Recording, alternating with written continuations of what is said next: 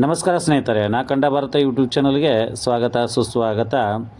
ಬೆಳಗಾವಿ ಜಿಲ್ಲೆ ನಯಾಗರ ಜಲಪಾತ ಎಂದೇ ಪ್ರಸಿದ್ಧಿ ಪಡೆದಂಥ ಗೋಕಾಕ್ ಜಲಪಾತ ಮತ್ತು ಕರ್ದಂಟ ನಾಡಿನ ಶ್ರೀ ಗ್ರಾಮ ದೇವತೆ ಶ್ರೀ ದ್ಯಾಮವ್ವ ದೇವಿಯ ಜಾತ್ರಾ ಮಹೋತ್ಸವದ ಶ್ರೀ ಮೆರಕನಟ್ಟಿ ಲಕ್ಕವ್ವ ದೇವಸ್ಥಾನ ಹಾಗೂ ಶ್ರೀ ಲಕ್ಷ್ಮೀದೇವಿ ಗುರುವಾರಪೇಟೆ ಇವೆರಡೂ ದೇವಸ್ಥಾನಗಳ ಜಾತ್ರಾ ಮಹೋತ್ಸವ 5ನೇ ದಿವಸದ ಒಂದು ಕಾರ್ಯಕ್ರಮವನ್ನು ಒಂದಷ್ಟು ವಿವರಗಳು ನೀಡಬೇಕಂತ ವಿಚಾರ ಮಾಡಿದ್ದೀನಿ. ಮೊದಲನೇದಾಗಿ ಒಂದು ತೇರು ಮುಂಜಾನೆ ಶ್ರೀ ಮೆರಕನಟ್ಟಿ ಲಕ್ಕವ್ವ ದೇವಸ್ಥಾನಕ್ಕೆ ಹೋಗಿತ್ತು. ಈಗ 2ನೇ ತೇರು ಅಂದರೆ ಈಗ ಗುರುವಾರಪೇಟೆನಲ್ಲಿರುವಂಥ ಮೂಲದ ಗೋಕಾಕ್ ಗ್ರಾಮದ ಮೂಲ ದೇವಸ್ಥಾನ ಇದೆ, ಅಲ್ಲಿಗೆ ಈ ರಥೋತ್ಸವ ಪ್ರಾರಂಭ ಆಗುತ್ತೆ. ಇನ್ನೂ ರಥೋತ್ಸವ ಪ್ರಾರಂಭಕ್ಕೆ ಮುಂಚೆನೇ ದೇವ್ರ ದರ್ಶನ ಮಾಡ್ಕೊಂಡಿದ್ದೀನಿ. ಅಗದಿ ನೇರ ಹತ್ತಿರದ್ರು ಹೋಗಿ ದೇವ್ರ ದರ್ಶನ ಮಾಡಿಸ್ತಾ ಇದ್ದೀನಿ. ಹಾಗೆ ಈಗ ರಥೋತ್ಸವ ಕೆಲವೇ ಕ್ಷಣಗಳಲ್ಲಿ ಪ್ರಾರಂಭ ಆಗುತ್ತೆ. ಹಾಗೆ ರಥೋತ್ಸವದ ಕೆಲವೊಂದು ವಿಶೇಷಗಳನ್ನು ಎಲ್ಲ ತೋರಿಸ್ತಾ ಇರ್ತೀನಿ. ಈಗ ರಥೋತ್ಸವದ ಕಾರ್ಯಕ್ರಮ ಚಾಲನೆ ಅತಿ ಶೀಘ್ರದಲ್ಲಿ ಸಿಗುತ್ತೆ. ನಂತರ ನಾವು ವಿಡಿಯೋದಲ್ಲಿ ವೀಕ್ಷಿಸಿ ಹೋಗಿ ಪೂರ್ತಿ ಸಂಜೆ 6-7 ಗಂಟೆಗೆ ಈ ರಥೋತ್ಸವ ಮುಗಿತಾ ಇದೆ. ಇದರಿಂದ ಜೊತೆಗೆ 5ನೇ ದಿನದ ಜಾತ್ರಾ ಮಹೋತ್ಸವದ ಹಾಗೂ ಈ ರಥೋತ್ಸವ ಕಾರ್ಯಕ್ರಮದ ಕೊನೆಯ ಘಟ್ಟವನ್ನು ಹಂತಕ್ಕೆ ಬಂದಿದ್ದೀವಿ. ಈ ರಥೋತ್ಸವ ಕಾರ್ಯಕ್ರಮ ಲಕ್ಷ್ಮೀದೇವಿ ತಲುಪಿದ ತಕ್ಷಣ ರಥೋತ್ಸವ ಮುಗಿಯುತ್ತೆ. ಈಗ ರಥೋತ್ಸವದಲ್ಲಿ ಇರುವಂಥ ವಿಶೇಷಿತ ಆಟಗಳು ಮತ್ತು ವಾದ್ಯಗಳು, ಹಾಗೆ ಯುವಕರ ಒಂದು ಓಡಾಟ ಎಲ್ಲವನ್ನು ವಿಶೇಷವಾಗಿ ತೋರಿಸ್ತಾ ಇದ್ದೀನಿ. ನೋಡಿ, ತುಂಬ ಚೆನ್ನಾಗಿದೆ. ಯಾರು ಈ ಗೋಕಾಕ್ ಜಾತ್ರೆ, ಬಂಡಾರ ಜಾತ್ರೆನ ಮಿಸ್ ಮಾಡ್ಕೊಂಡ್ರೆ ಇನ್ನು ನಿಮಗೆ ಇದು ಒಳ್ಳೆ ಸಿಗಬೇಕಂದ್ರೆ ಸುಮಾರು 5 ವರ್ಷಗಳ ಕಾಲ ಬೇಕು. ಯಾಕಂದರೆ 5 ವರ್ಷಕ್ಕೊಂದು ಸರಿ ಆಗುವಂಥ ಜಾತ್ರೆ ಈ ಸರಿ ಮಾತ್ರ 10 ವರ್ಷಕ್ಕಾಗ್ತದೆ. ಕಳೆದ 5 ವರ್ಷಗಳ ಹಿಂದುಗಡೆ ಈ ಜಾತ್ರೆ ಆಗಬೇಕಾಯಿತು. ಮಹಾಮಾರಿ ಕೊರೋನಾ ಸಂಬಂಧಾಗಿ ಯಾವುದೂ ಜಾತ್ರೆ ಮಹೋತ್ಸವ 5 ವರ್ಷದಿಂದ ಆಗಲಿಲ್ಲ. ಅದಕ್ಕಾಗಿ 10 ವರ್ಷದ ನಂತರ ಈ ಜಾತ್ರಾ ಮಹೋತ್ಸವ ಆಗ್ತಾಯಿದೆ. ಈಗ ರಥೋತ್ಸವ ಪ್ರಾರಂಭ ಆಗಿದೆ. ಸುಮಾರು 1 ಕಿಲೋಮೀಟ್ರ್ಗೂ ಹೆಚ್ಚು ಉದ್ದ ರಥೋತ್ಸವ ಜಾಗದಿಂದ ಹಿಡ್ಕೊಂಡು ಪ್ರಾರಂಭವಾದ ಬಾಪನ ಚೌಕದಿಂದ ಹಿಡ್ಕೊಂಡು ಲಕ್ಷ್ಮೀದೇವಿ ರೋಡ್ವರೆಗೂ ಜನತೆ ತುಂಬ, ಯುವಕರು ಇರ್ಬೋದು, ಮಹಿಳೆಯರು ಇರ್ಬೋದು, ಮಾತೆಯರು, ಎಲ್ಲ ಜನತೆ, ಯಾವ ವಯಸ್ಸಿನವರು ಅಂತಿಲ್ಲ, ಎಲ್ಲ ಸಮಾನ ವಯಸ್ಸಿನವರು ಈ ಭಂಡಾರ ಜಾತ್ರೆಗೆ ಸೇರಿದ್ದಾರೆ. ಜಗತ್ತಿನಲ್ಲೇ ಅತ್ಯಂತ ಹೆಚ್ಚು ಭಂಡಾರ ಹರಿಸುವಂಥ ಜಾತ್ರೆ ಅಂತ ಹೇಳ್ತಾರೆ. ಹೀಗಾಗಿ ವಿಶ್ವವಿಖ್ಯಾತ ಭಂಡಾರ ಜಾತ್ರೆಗೆ ಒಂದು ರಥೋತ್ಸವದ ಕೊನೆಯ ದಿನದ ಈ ಕಾರ್ಯಕ್ರಮದ ವಿವರಗಳನ್ನು ನೀಡಿದ್ದೀನಿ. ದಯವಿಟ್ಟು ರಥೋತ್ಸವ ಪೂರ್ತಿ ನೋಡಿ ದೇವಿಯ ಕೃಪಾಶೀರ್ವಾದಕ್ಕೆ ಪಾತ್ರ ಆಗಬೇಕು ಅಂತ ತಮ್ಮೆಲ್ಲರಿಗೆ ಬೇಡಿಕೊಳ್ತೀನಿ. ನಮಸ್ಕಾರ, ಧನ್ಯವಾದಗಳು.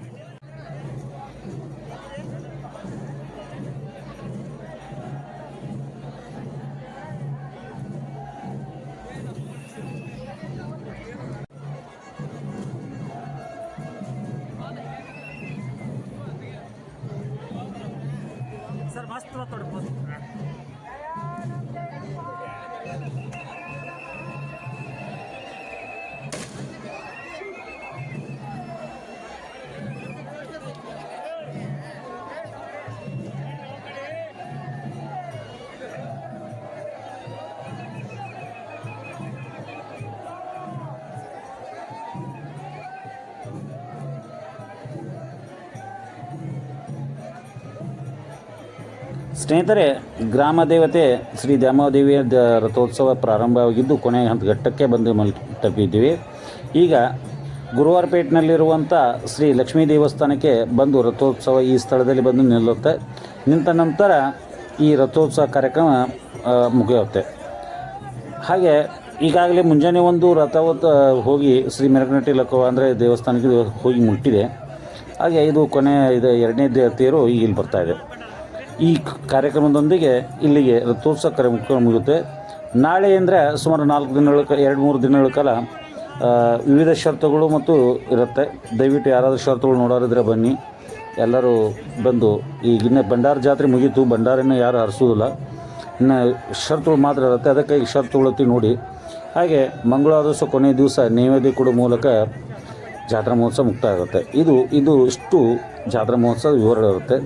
ಆದರೆ ಶುಕ್ರವಾರ ಅಂದರೆ ಮಂಗಳವಾರ ಮುಗಿದ ನಂತರ ಶುಕ್ರವಾರ ಏನು ಬರುತ್ತೆ 11ನೇ ತಾರೀಕು ಅನಿಸುತ್ತೆ, ಆ ದಿವಸ ರಥದ ಕಳಸ ಇಳಿಸುವವರಿಗೆ ಜಾತ್ರಾ ಮಹೋತ್ಸವ ಇರುತ್ತೆ. ಅಂದರೆ ಇನ್ನೂ ಈ ಜಾತ್ರಾ ಮಹೋತ್ಸವಕ್ಕೆ ಸಾಕಷ್ಟು ಈ ಆಟಿಕೆ ಸಾಮಾನುಗಳು ಇರ್ಬೋದು, ನಾಟಕ ಕಂಪ್ನಿನೂ ಇರ್ಬೋದು, ಸರ್ಕಸ್ನೂ ಬಂದಿದೆ. ಇನ್ನೂ ಸಾಕಷ್ಟು ವಿವಿಧ ಮನೋರಂಜನೆ ಕಾರ್ಯಕ್ರಮಗಳು ಇದ್ದಾವೆ. ದಯವಿಟ್ಟು ಬನ್ನಿ, ಗೋಕಾಕ್ ಜಾತ್ರೆ ಎಲ್ಲ ಮನೋರಂಜನೆ ಅನುಭವಿಸಿ ಖುಷಿ ಪಡಿ ಅಂತ ನಾನು ನಿಮ್ಮಲ್ಲಿ ವಿನಂತಿಸ್ಕೊಡ್ತೀನಿ. ಈಗ ನಾಳೆಯಿಂದ ರಥೋತ್ಸವ ಮುಗಿದ್ರಂದ್ರೆ ನಾಳೆಯಿಂದ ಷರತ್ತುಗಳು ವಿವಿಧ ಕಾರ್ಯಕ್ರಮಗಳು ಇರ್ತವೆ, ಅವನು ಮಾತ್ರ ಇನ್ನು ವಿಡಿಯೋಗಳು ಕೊಡ್ತೀನಿ. ಆದರೆ ಈಗೇನು ರಥೋತ್ಸವದಲ್ಲಿ ಎಷ್ಟು ವಿಡಿಯೋ ಕೊಟ್ಟಿದ್ದೀನಿ ಅಷ್ಟೊಂದು ವಿಡಿಯೋಗಳು ಇರೋದಿಲ್ಲ, ಸ್ವಲ್ಪ ಸಂಕ್ಷಿಪ್ತವಾಗಿ ಇರುತ್ತೆ. ದಯವಿಟ್ಟು ನನ್ನ ಇಷ್ಟು ದಿವಸ ಒಂದು 5 ದಿನಗಳ ಕಾಲ ದೇವಿಯ ಕಾರ್ಯಕ್ರಮದ ವಿವರಗಳನ್ನೆಲ್ಲ ನೀಡ್ಕೋತ ಬಂದಾಗ ಸಹನೆಯಿಂದ ನೋಡಿ ಕೇಳಿದ್ದಕ್ಕೆ ಎಲ್ಲರಿಗೂ ನನ್ನ ಹೃದಯಪೂರ್ವಕ ಧನ್ಯವಾದಗಳು. ಮುಂದೆ ವಿವಿಧ ಕಾರ್ಯಕ್ರಮದ ಬಗ್ಗೆ ಮತ್ತೆ ಮಾಹಿತಿ ಕೊಡ್ತೀನಿ. ಇಷ್ಟೆಲ್ಲ ನನ್ನ ಮಾತುಗಳು ಕೇಳಿದ್ದಕ್ಕೆ ನಿಮಗೆ ನನ್ನ ಕೋಟಿ ಧನ್ಯವಾದಗಳು. ಹಾಗೆ ಇನ್ನೂ ಜಾತ್ರೆ ಇದೆ, ಜಾತ್ರೆಗೆ ಬನ್ನಿ. ಎಲ್ಲರಿಗೂ ಆತ್ಮೀಯ ಸ್ವಾಗತ, ಸುಸ್ವಾಗತ. ಧನ್ಯವಾದಗಳು. ನಮಸ್ಕಾರ.